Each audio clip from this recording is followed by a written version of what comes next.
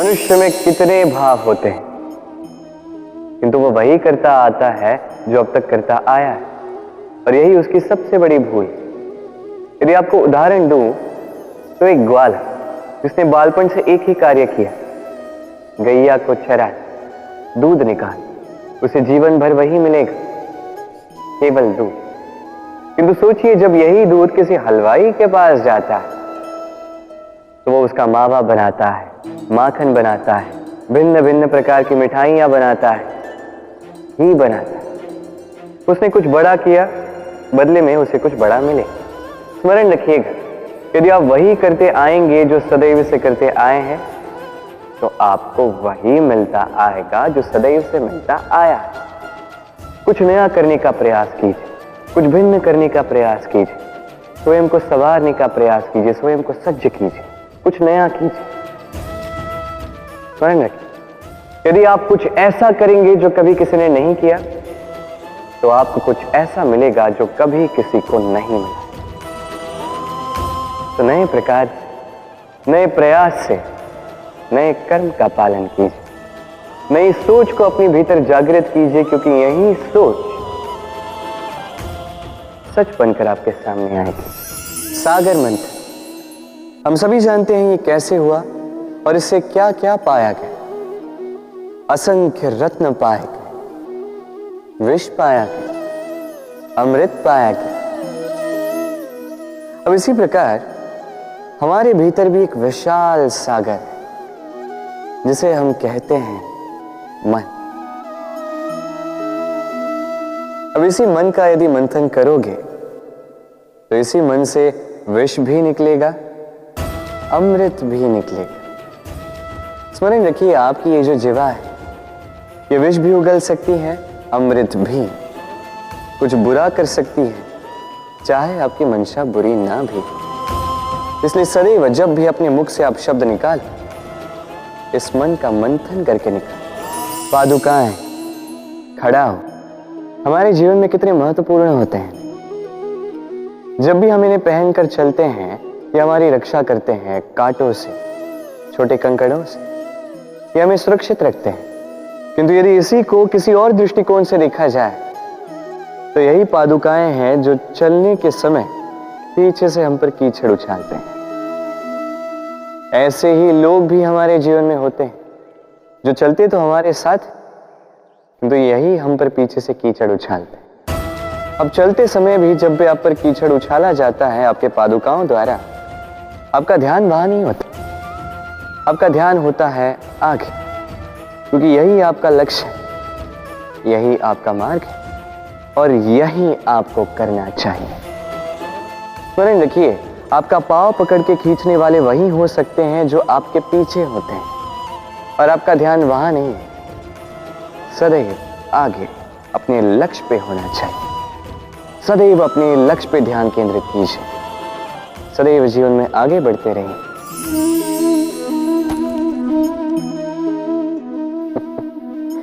क्या आपने कभी किसी वृक्ष पर पत्थर फेंके हैं? आज नहीं तो बालपन में कहीं कभी ना कभी तो फेंके ही होंगे। आज भी बालक यही करते हैं।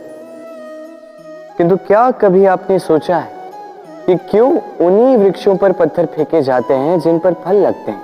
कोई साधारण या फलहीन वृक्ष हो तो उस पर इतने पत्थर नहीं फेंके जाते।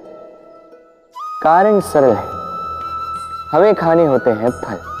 अब उन्हें प्राप्त करने के लिए हम पत्थरों को फेंक कर उन्हें प्राप्त करने का प्रयास करते हैं। अब दूसरी ओर वृक्ष जो है, वो इन पत्थरों के रूप में विरोध को सहता रहता है, फिर भी वही बना रहता है जो सदैव से था, वही फल हमें देता रहता है जो सदैव से देता आया है, और इसीलिए वो हमारे लिए मूल्यवान होता है।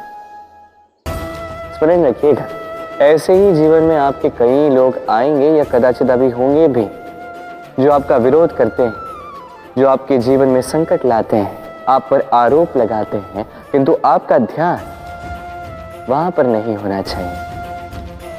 क्योंकि एक महत्वपूर्ण बात है जो आपको स्मरण रखनी है, उन्हीं वृक्षों पर पत्थर फेंके जाते हैं जिन पर फल लगते हैं, जो मूल्यवान होते हैं।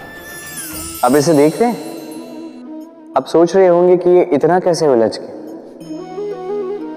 वो इसलिए क्योंकि मैं इस धागे को अच्छे से समेट कर नहीं रख पाया।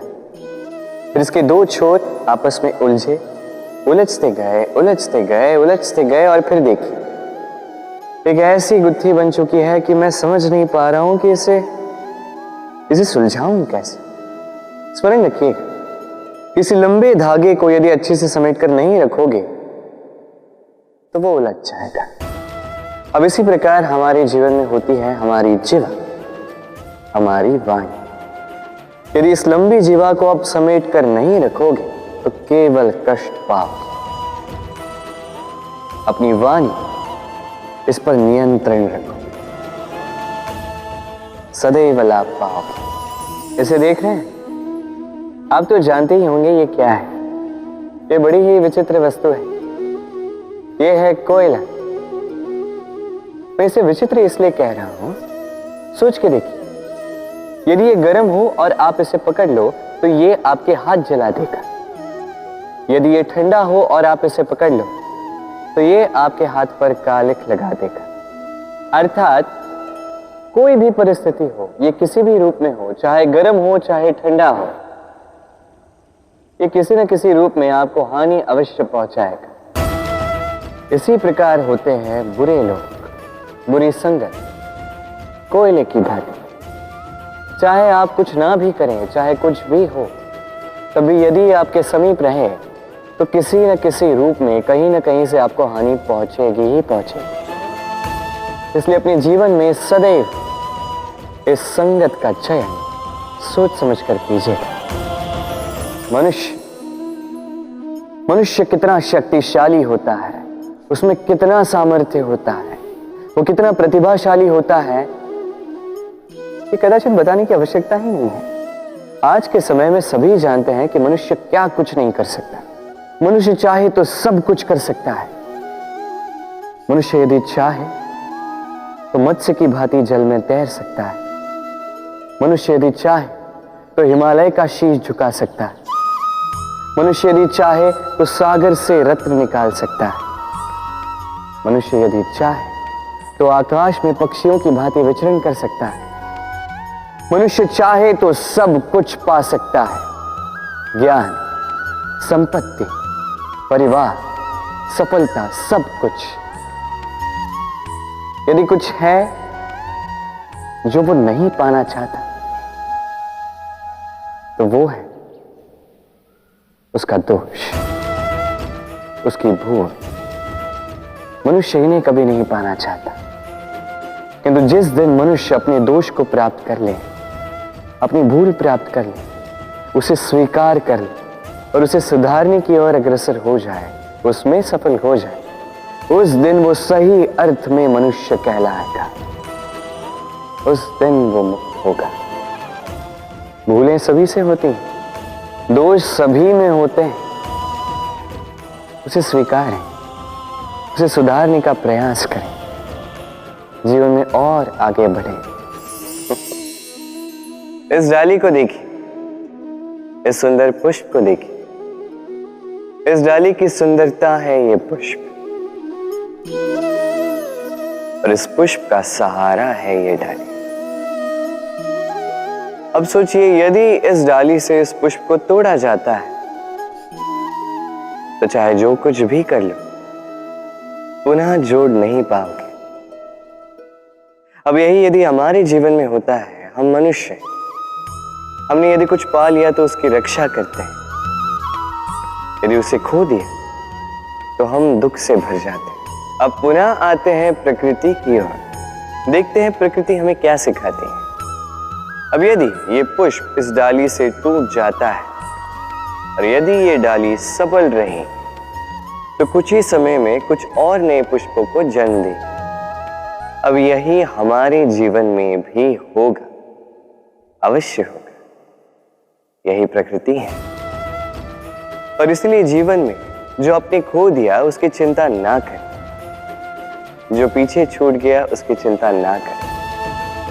भविष्य में जिसे आप संवार कर रख सकते हैं, संभाल के रख सकते हैं, उस पर ध्यान केंद्रित कीजिए, विश्वास कीजिए। इस मन रूपी डाली पर सुख के पुष्प सदैव खिलते रहेंगे।